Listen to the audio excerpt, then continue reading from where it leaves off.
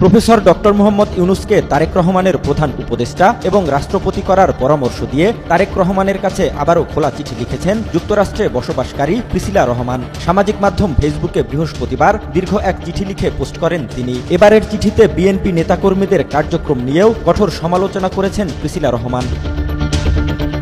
চিঠির শুরুতেই প্রিসিলা লিখেন, স্যার, যদি আপনি আজই ঘোষণা দিতেন যে যতদিন ডক্টর মোহাম্মদ ইউনূস বেঁচে থাকবেন এবং সুস্থ থাকবেন ততদিন তিনি হবেন আপনার প্রধান উপদেষ্টা এবং রাষ্ট্রপতি, তাহলে কি হতে পারত তা কি আপনি কল্পনা করতে পারেন? এই ঘোষণার পরই পঙ্গু হয়ে পড়ত অন্য সব রাজনৈতিক দল, থেমে যেত সব সমালোচনা, নিস্তব্ধ হয়ে যেত সব কণ্ঠ।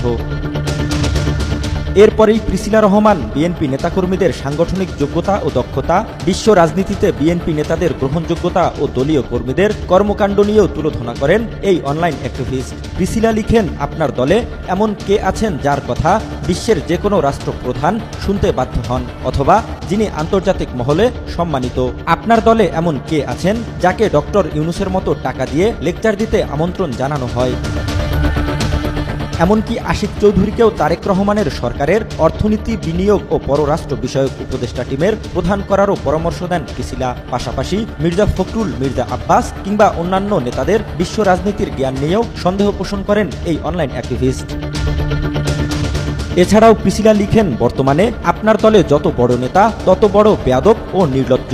যাকে সারা বিশ্ব দাঁড়িয়ে সম্মান করে তাকে আপনার দলের পিয়ন কিংবা দারোয়ানের ছেলে নেতারা হুমকি দেয়। আজ আপনাদের জনপ্রিয়তা আছে, হয়তো ক্ষমতায়ও আসবেন, কিন্তু আপনার পথ হবে কণ্টকাকীর্ণ, কারণ আপনার পাশে তরুণ মেধাবী মানুষের অভাব আছে। যারা আছেন তারা অধিকাংশই শুধু ক্ষমতা চায়। আপনার প্রত্যেক জনপ্রিয় নেতার ইলেকশন দাবির পোস্টে 80% মানুষ হাহা রিয়াক্ট দেয়। এটা কি ইঙ্গিত দেয়? তারেক রহমানকে মনে করিয়ে দিয়ে প্রিসিলা লিখেন, বর্তমান দেশের জনগণ বা ভোটার আর 20 বছর আগের ভোটার এক জিনিস নয়। এটা মাথায় নিচ্ছেন না কেউ, এবং এ কারণেই সব নিয়ন্ত্রণে থাকা সত্ত্বেও পালাতে হয় আপনাকে। দলের হাইকমান্ডকে নিয়ে উদ্ভট সব বক্তব্য দেয়া ফজলুর রহমান সহ লাগামহীন বিএনপি নেতা ও কর্মীদের কর্মকাণ্ড নিয়ে প্রিসিলা লিখেন, আজ আপনার দলের নেতারা আপনার কথা শোনে না, কর্মীরা নিয়ন্ত্রণে নেই। আপনি যেমন ভদ্রভাবে কথা বলেন, আপনার দলের নেতাদের সেই সৌজন্যবোধ নেই।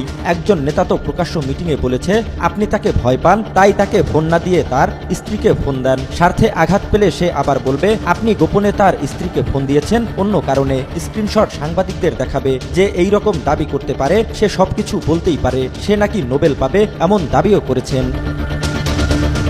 17 বছরের ভঙ্গুর দেশ পুনর্গঠনে প্রফেসর ইউনূসের প্রচেষ্টায় বিএনপিকে সহযোগিতা করা ও আওয়ামী লীগকে পুনর্বাসনের চেষ্টা করা বিএনপি নেতাদের লাগাম টানার পরামর্শ দেন প্রিসিলা। প্রিসিলা লিখেন, বয়স্কদের যথাযথ সম্মান দিয়ে অবসর দিন আর নিজে হাল ধরুন, কঠোর হন। যদি কোনো বাধা থাকে জনগণের সামনে লাইভে এসে বলুন। মানুষ বিএনপিকে ভালোবাসে জিয়াউর রহমান, খালেদা জিয়া ও আপনার কারণে। বিএনপি থেকে বেরিয়ে গেলে ওনারা